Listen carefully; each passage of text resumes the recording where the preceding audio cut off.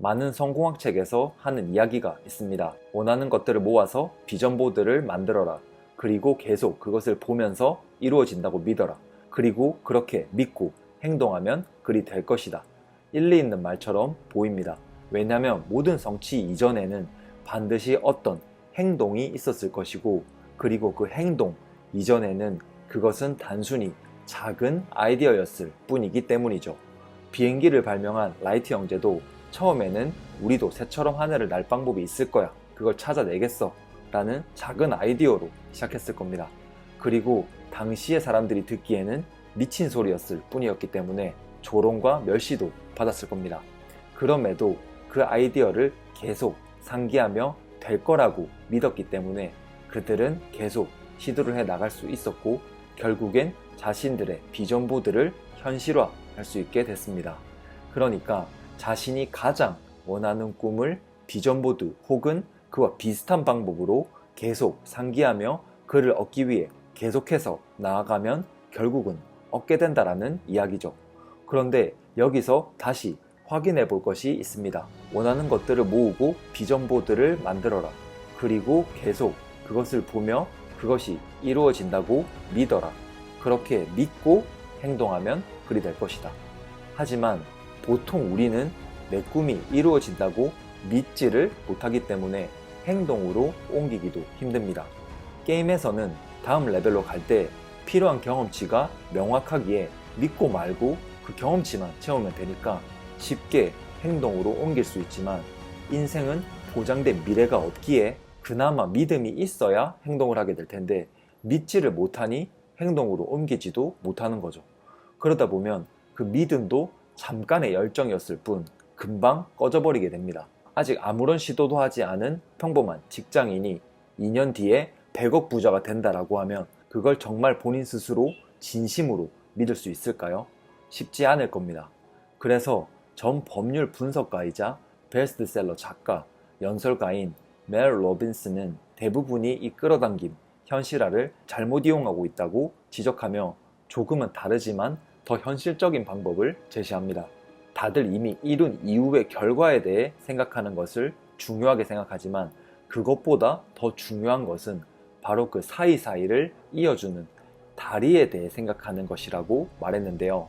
예를 들어 성취의 과정을 마라톤이라고 했을 때 완주를 하고 주변 사람들과 하이파이브하고 축하하고 행복해하는 그런 장면을 계속 상기하는 것이 아니라, 그 장면을 도착지로 정했다면 그 도착지에 가기 위해 현재 내가 할 수 있는 바로 다음 장면에 대해 상상하고 상기해보라는 거죠. 일단 마라톤 완주라는 성취를 하기 위해서는 마라톤 대회에 신청부터 해야 합니다. 이것은 비교적 행동으로 옮기기도 쉽고 내가 해낼 수 있을 것이라고 믿을만 하죠. 물론 우리 인간은 놀랍게도 이조차도 미루다가 신청 기간을 놓치고 다음을 기약하기도 하지만 그냥 신청을 하는 것은 그렇게 어려운 일은 아니니까요. 일단 그렇게 신청을 하면 그 다음 스텝으로 완주하는 데 도움이 될 만한 운동 하나 사야겠다든지 훈련을 해야겠다든지 하는 다음 목표를 정하고 그에 대한 믿음을 가진 채로 꾸준히 해 나갈 겁니다. 그리고 이 과정을 계속 하다 보면 결국 마라톤을 완주할 수 있다는 거죠. 이게 뭐 특별한 방법인가 싶지만은 멜 로빈스는 이것은 굉장히 특별한 방법이라고 말합니다. 왜냐하면 이럴 때야 진정으로 우리의 망상 활성화 시스템을 내가 성취를 이루는 방향으로 사용할 수 있게 되기 때문입니다. 그리고 멜 로빈스는 이 망상 활성화 시스템 RAS가 이 모든 현실화 끌어당김의 중요한 키라고 이야기합니다. 이 RAS가 대체 뭐길래 그런 말을 하는 걸까요? 이 RAS는 우리의 뇌의 망상체에 위치합니다. 하는 역할은 딱 하나인데 세상의 수많은 정보들 중 나에게 필요한 것들만 걸러주는 필터 역할을 합니다. 99%의 정보들은 들어오게 허용을 안 해주고 1%의 필요한 것들만 들어오게 해주는 역할인 거죠. 멜 로빈스는 이를 나이트클럽의 경비원이라는 비유를 썼습니다. 당신은 들어올 수 있습니다. 당신은 안 됩니다. 하는 역할이라는 거죠. 이 경비원은 첫 번째로 우리의 이름을 들어오게 허용해 줍니다. 그래서 우리는 시끄러운 곳에서도 누군가가 우리의 이름을 부르면 딱 들을 수가 있는 거죠. 그리고 두 번째로는 우리의 안정을 위협할 만한 외부 자극을 허용합니다.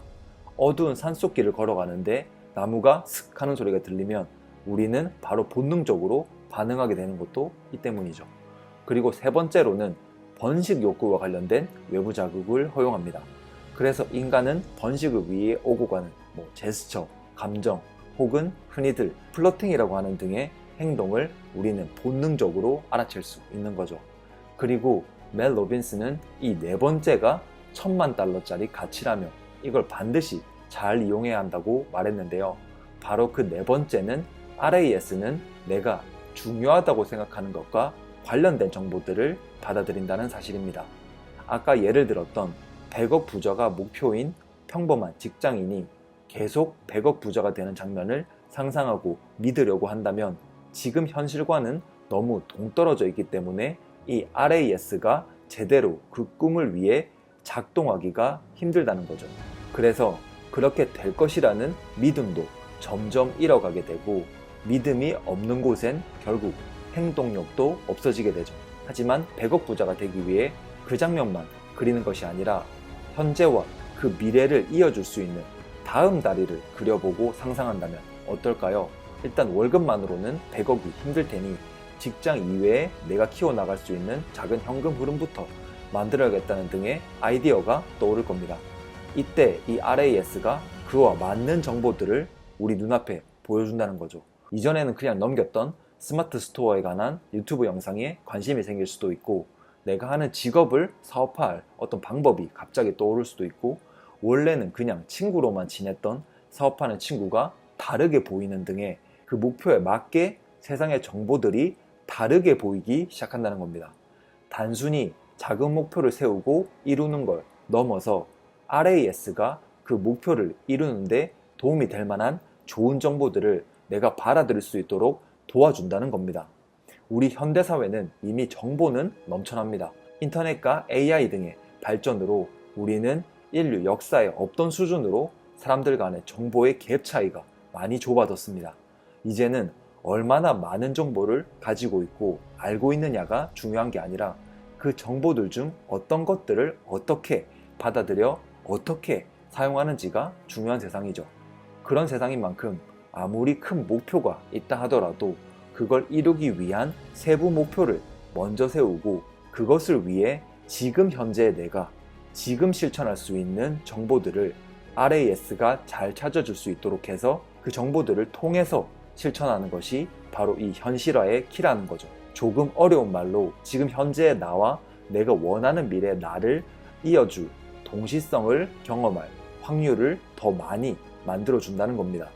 우연처럼 보이는 일들이 그 미래로 가는 길이 되어준다는 거죠. 그러니까 너무 큰 목표만 상상하며 현실화하려는데 지치셨다면 그걸 이루기 위한 작은 스텝부터 이룰 수 있다고 믿고 해나간다면 믿음도 더 강해질 거고 RAS도 더 많은 좋은 정보, 직감, 아이디어들을 여러분께 제공해 줄 겁니다. 다음에 또 다른 영상으로 찾아뵙겠습니다. 감사합니다.